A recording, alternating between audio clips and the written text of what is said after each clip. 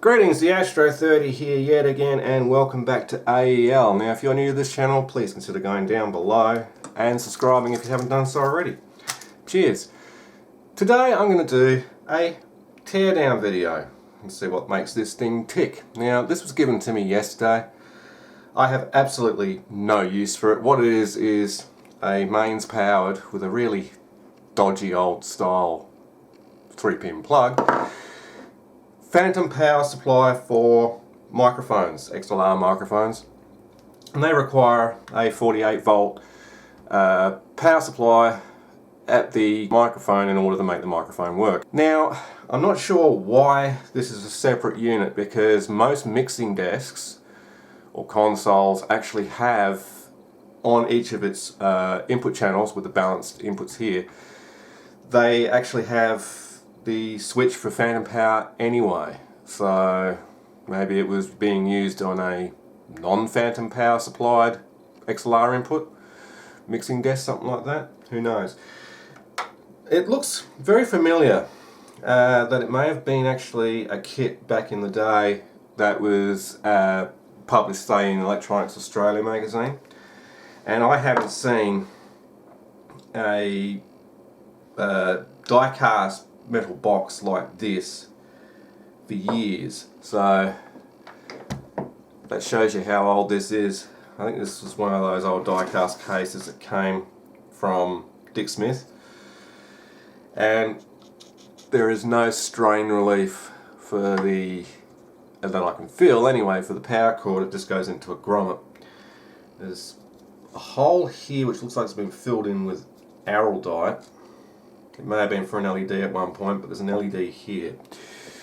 So, before I plug this in, I just want to find out what makes this work, like what's inside this thing. I know there's going to be a power transformer.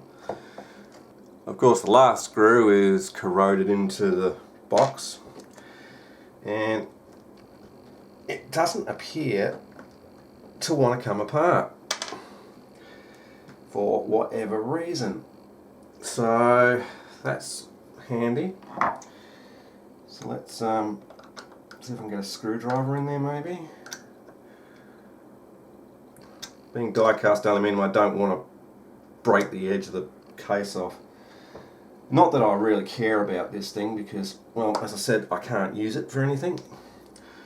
And that's clearly not working. And I did have another screwdriver somewhere. Buggered if I know where it went. Okay.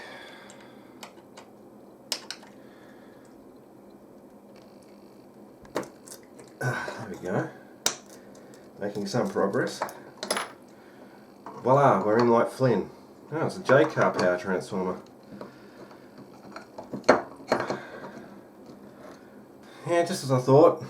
It is a kit. It was not sure from who, but it's a J-car transformer here, so it's not going to be a high powered transformer there. This is basically a boost regulator, and there's this it looks like hot glue, which is not really doing much, which is sitting on top of, I have no idea what that is. Okay, so that's a 7805 voltage regulator. It's a 5 volt positive voltage regulator. And next to it over here is a BD139 transistor. Yeah, got some melted wires on the XLR connector here where they've hit it with the soldering iron. So without a schematic to this, it's going to be awfully difficult to, you know, figure out how this works.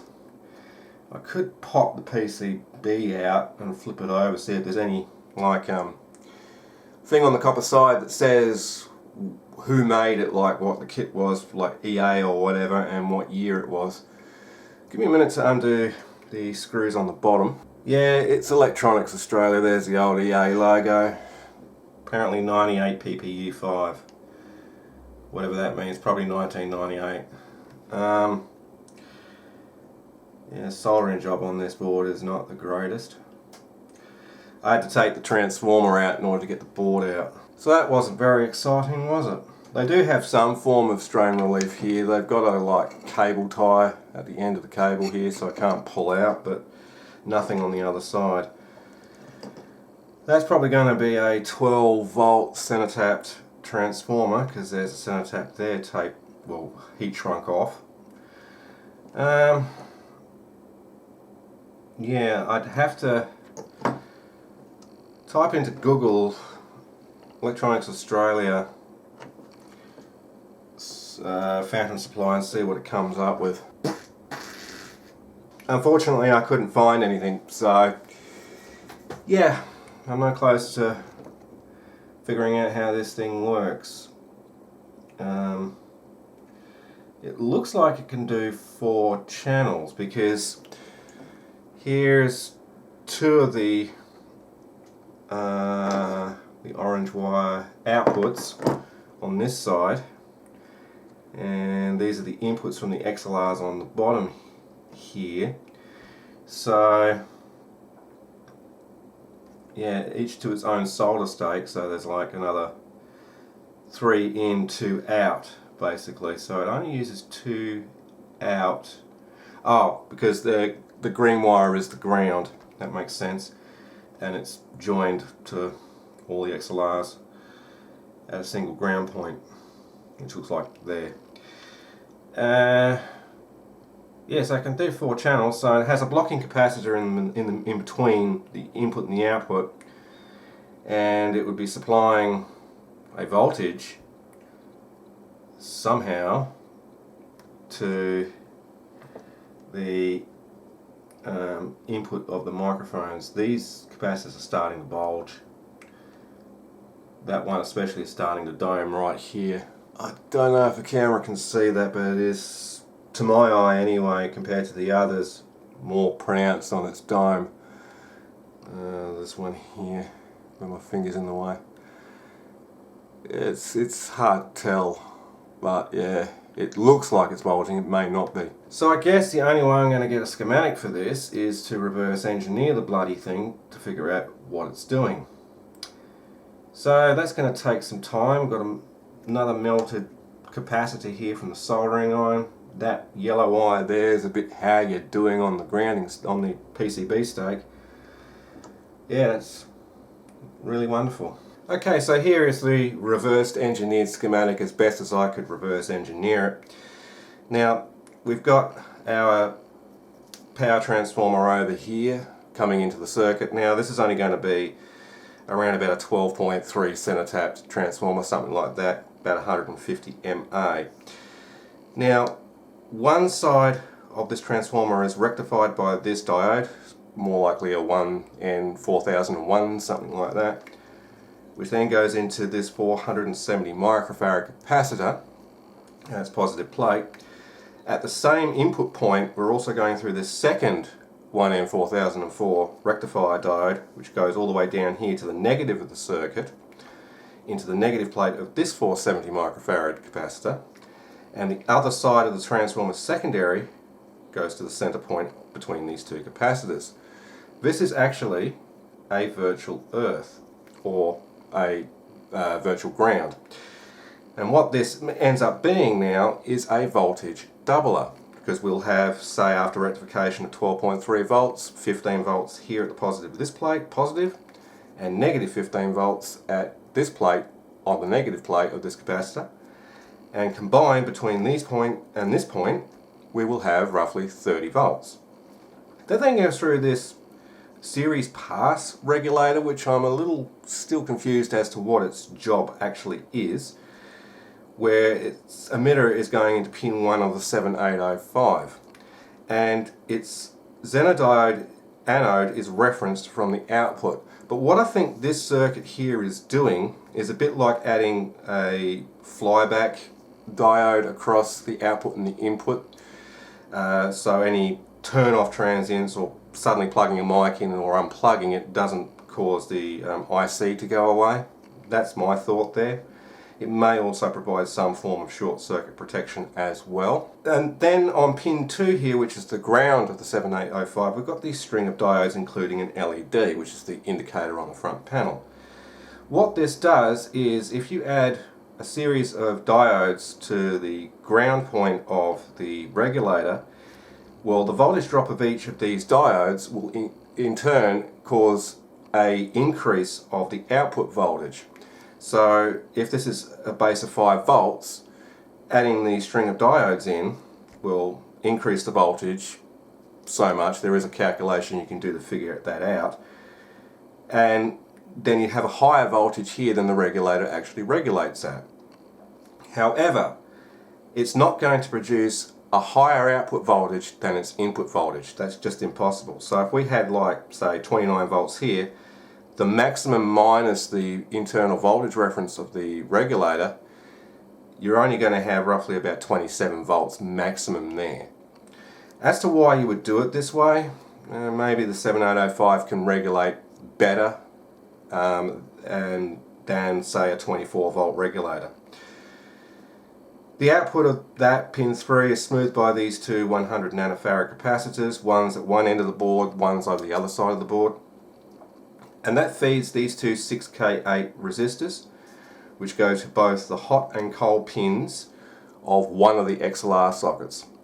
Now, I've only shown one channel here. There's actually a total of 4, so this circuit here is multiplied by 4. So you end up with 4 separate circuits. It's just easy to draw one. Ground just goes to the negative of the circuit. So each, the hot and the cold, has its own voltage source at it. And then at the hot and cold pins here, it then goes through these two 220 microfarad blocking capacitors, which then go out to the hot and the cold pins respectively on the output XLR, ground going to ground, with two 15K resistors going from each the hot and the cold to ground. And that's basically it. So what the actual voltage here is, I don't know. I haven't shown the values as in the voltages of the Zener diodes because I don't think it's really relevant for clarity of the circuit. If you were to build this, then yeah, it's important. But for clarity, I haven't shown the voltages, plus I can't see the numbers on the bloody diodes because they're on the bottom of the device and they're soldered into the board. Of course they are. So what I'm going to do is I'm going to put the thing back together and I'm going to actually test that it actually turns on, so that there's no like serious fault with it. Find out what the input voltage is here, find out what the actual voltage is here at pin 1, and then find out what the voltage is here at pin 3.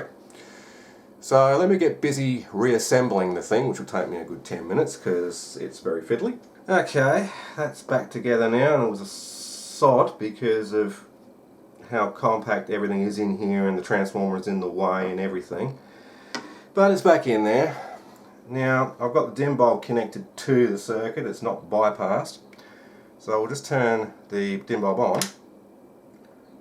Oh, we've got an LED, which is a good sign. There's nothing going on with the dim bulb, so I can bypass that, turn it off, and then wait for that to go out,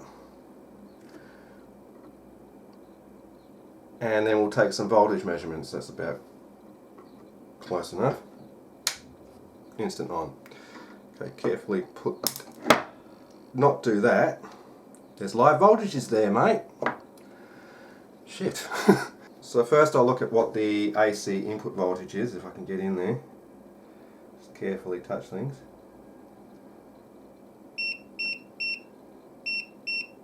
Oh, well, I'm actually wrong. It's a 35 volt transformer. Wow. Okay. So now I need to find the negative point, which is over this side of the circuit with the capacitor in the way. So to do that, I might just turn that off a second, and I'll shove it in the ground point of the XLR socket. Go to volts DC, measure at pin 1. Well, 50 volts. Okay. According to the data sheet, the 7805's maximum input voltage is 35 volts. So, unless this is a higher voltage one, of course. So, pin 3's output, exactly 48.8 volt. Okay, so at least they're not lying. Well, we know it works and we know what voltage it's putting in and out. So maybe I should look up the catalogue number of that transformer. I mean, it's an old one, whether or not it still exists. And I'll just verify that that is actually a 35 volt transformer, because I've never seen one, to be honest. It's actually written on the body of the transformer on the outside, 15015, so I should have read it first. So it's a 15 volt center tap transformer, not a 12. Okay, so I was wrong. It is measuring on the high side of 35 volts AC, but that's perfectly fine. So with the capacitive doubler here, we've now got 50 volts at pin 1 of the regulator and roughly 48 coming out.